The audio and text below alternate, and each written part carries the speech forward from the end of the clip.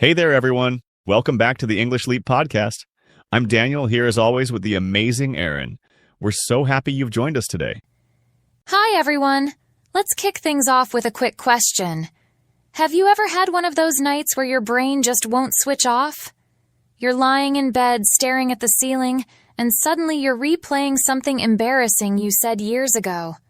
Or, worse, you start imagining how everything tomorrow could go horribly wrong. Oh, totally. Or how about this?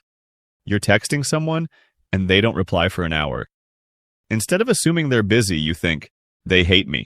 I've ruined everything. I'm going to die alone. Sound familiar? Uh-huh.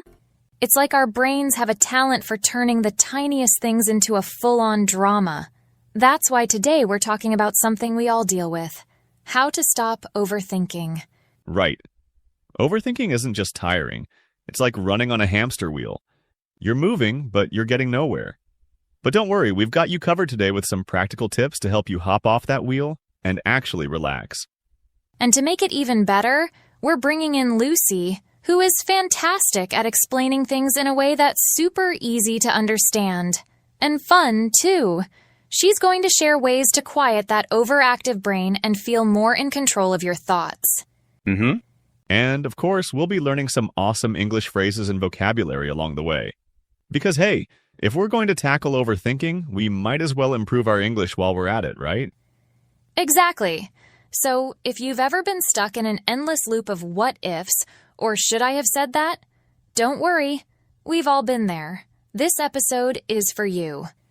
All right, let's not overthink it. Let's get started. Time to welcome Lucy and dive into today's episode on stopping overthinking. You're going to love this one. Let's do it.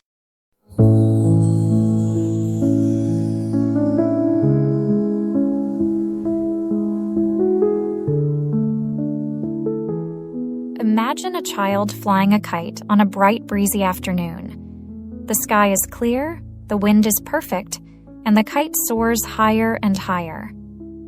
The child smiles, tugging the string to keep it balanced. But suddenly, the string begins to tangle. In a rush to fix it, the child pulls harder, twisting the string more. The kite wobbles, falters, and then crashes to the ground. The fun moment turns frustrating. Now picture this. What if the child had paused, taken a breath, and gently worked through the knots instead of panicking? The kite would have flown again free and graceful. Our thoughts are much like that kite. When left to flow naturally, they lift us to new heights. But when we overthink, pulling and twisting them too much, they tangle, pulling us down. Overthinking keeps us stuck in the knot of what-ifs and should-haves, making it hard to move forward. But like the child with the kite, we can learn to untangle our minds. And sometimes, it starts with just letting go. Life, much like the sky, is full of unpredictable winds. Challenges, uncertainties, and decisions come at us from all directions. It's natural to think about them. They deserve our attention. But overthinking happens when we dwell on them too much, trying to control every gust of wind, every possible outcome. The harder we pull at the string, the more our thoughts spin out of control. Take Emma, a college student preparing for an important exam. She studied hard, but as the exam approached, her thoughts spiraled. What if I forget everything? What if the questions are too hard? What if I fail and disappoint everyone? Instead of focusing on what she could control, reviewing her notes, taking breaks, Emma spent hours replaying worst-case scenarios in her mind. The result?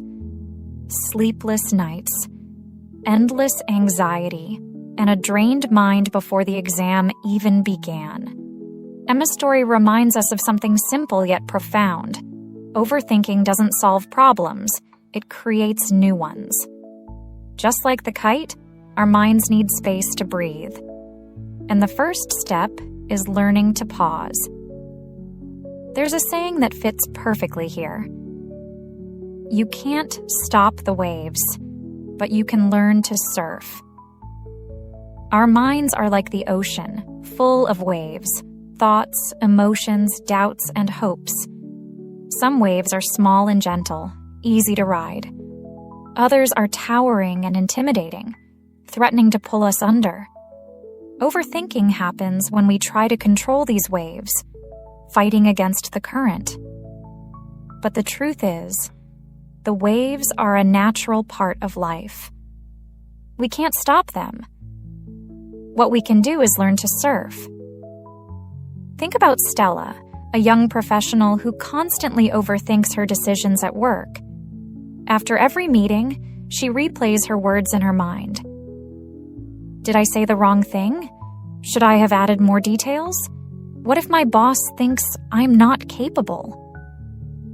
These thoughts crash over her like waves, one after another, leaving her exhausted. But when Stella started focusing on riding each wave instead of fearing it, her perspective shifted. Instead of questioning every word she spoke, she learned to trust herself. She reminded herself that one meeting didn't define her abilities. Riding the waves doesn't mean ignoring them. It means acknowledging their presence, understanding that they're temporary, and choosing how to respond. Many people believe that overthinking is a sign of being careful or thorough. I'm just analyzing everything to be prepared, they say. But let's be honest, overthinking is rarely productive. It feels like problem solving, but it's not.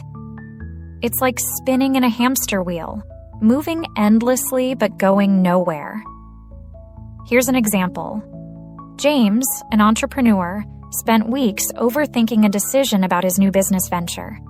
He made lists, pros and cons, and backup plans for every possible scenario. But the more he thought, the more confused he became. Instead of clarity, he felt stuck. Overthinking had trapped him in indecision. What James didn't realize is that no amount of thinking could guarantee a perfect outcome. Life is unpredictable, and sometimes action, no matter how imperfect, is the best way forward. Overthinking isn't about solving problems, it's about getting stuck in a loop. Imagine trying to solve a puzzle with the same few pieces, refusing to consider new ones. Overthinking keeps you locked in the same cycle of thoughts, making it hard to see the bigger picture. Why do we overthink? Often it's because we're afraid of failure, rejection, or the unknown. But here's the paradox. Overthinking doesn't protect us from these fears. It amplifies them. It's like trying to shield yourself from the rain with a colander instead of an umbrella. The more you try, the wetter you get. Letting go doesn't mean giving up. It means accepting that we can't control everything, and that's okay. Imagine holding a jar of muddy water. If you shake it constantly, the water stays cloudy. But if you set it down and let it rest, the dirt settles and the water becomes clear. Our minds work the same way. When we stop overthinking, we give our thoughts a chance to settle. Clarity comes when we pause. But letting go isn't easy, especially in a world that values control and perfection. Social media, for instance, often adds fuel to the fire. We scroll through highlight reels of other people's lives, comparing their successes to our struggles. They're doing so much better than me. Why can't I figure things out? These comparisons create unnecessary pressure, pushing us further into the overthinking trap. In today's digital age, overthinking has taken on new forms. With constant notifications, emails, and social media updates, our minds are bombarded with information. It's no wonder we feel overwhelmed. Take Rachel, for example. Every night, before bed, she scrolls through her phone. A friend's promotion, a celebrity's vacation, a fitness influencer's perfect workout routine. It's all there, waiting to be compared to her own life. By the time Rachel puts her phone down, her mind is racing with thoughts. Am I doing enough? Why does everyone else seem so happy? What Rachel didn't realize is that social media only shows part of the picture. Behind every perfect post is a real person with struggles of their own. Once Rachel started setting boundaries, limiting her screen time, and focusing on her own journey, she noticed a significant change. Her overthinking began to fade, replaced by a sense of contentment. Stopping overthinking doesn't happen overnight. It's a gradual process, like learning to untangle a knot. Start small. Take a deep breath. Focus on one thing at a time. When your mind starts to spiral, ask yourself, is this thought helpful? Is it true? Often our worries are based on fears, not facts. For instance, when Emma worried about her exam, she asked herself, what can I do right now? Instead of imagining worst-case scenarios, she focused on reviewing one chapter at a time. This simple shift helped her stay grounded. Another powerful tool is gratitude. At the end of each day, write down 3 things you're grateful for. Gratitude shifts your focus from what's wrong to what's right, breaking the cycle of overthinking. Life will always have uncertainties, but overthinking doesn't have to control us. Like the child with the kite or the surfer riding the waves, we can learn to navigate our thoughts with grace. Letting go isn't about ignoring our problems. It's about trusting ourselves to face them without being consumed. Take a moment to reflect. What thoughts have you been holding on to too tightly? What would happen if you let them rest, like the muddy jar of water? Could you trust yourself to handle the waves of life without needing all the answers right away? Remember, overthinking isn't who you are. It's something you do. And with patience and practice, it's something you can overcome. Important vocabulary and expressions. Tangle. Meaning, to become twisted or knotted in a messy way. Example, her necklace got tangled in her bag, and it took ages to untangle it. Falters. Meaning, loses strength, momentum, or stability. Example, his confidence faltered when he realized he had forgotten an important detail during the presentation. Spiraled. Meaning, to move in a continuous curve, often describing something that gets worse or more intense over time. Example, her mood spiraled downward after hearing the bad news. Anxiety. Meaning, a feeling of worry, nervousness, or unease, often about something uncertain. Example, the thought of public speaking filled her with anxiety. Profound. Meaning, deep and meaningful, showing great understanding or insight. Example, her professor's lecture on resilience left a profound impact on her way of thinking. Overthinking. Meaning, thinking about something too much, often leading to stress or confusion. Example, he spent the entire evening overthinking his response to the email. Dwell. Meaning, to focus or stay on a particular thought or moment, especially something negative. Example, don't dwell on the mistake, focus on what you can do next. Hamster wheel. Meaning, a metaphor for repetitive, unproductive actions, similar to a hamster running in a wheel without getting anywhere.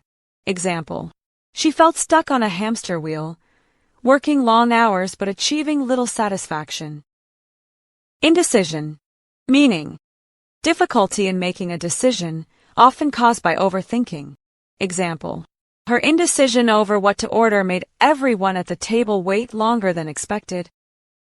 Paradox.